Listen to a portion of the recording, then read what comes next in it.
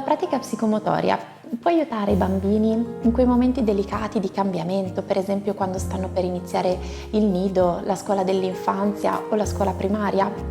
Certamente sì. Questo è testimoniato da moltissimi studi e ricerche in questo senso, ma anche dall'esperienza fatta in sala. Il cambiamento è sicuramente un momento particolare della vita del bambino, però la pratica psicomotoria lo può aiutare perché quando il bambino riesce a sentirsi bene nel suo corpo e a trovare la sua stabilità giocando in sala, ecco che parallelamente è più capace di tenere a bada anche quelle forti emozioni che caratterizzano questi momenti di cambiamento nella sua vita. Sa gestire meglio le emozioni,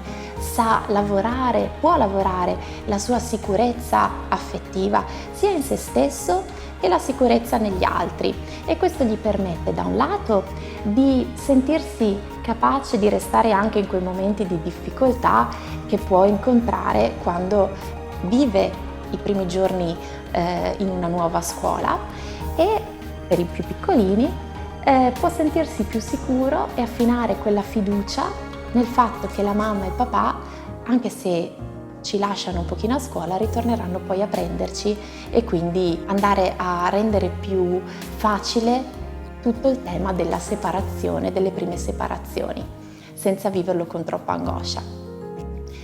Per i bambini più grandi invece, quelli che per esempio cominciano la scuola primaria, andare a lavorare in sala permette sul piano dei pensieri una maggiore organizzazione, una maggiore pianificazione delle proprie azioni,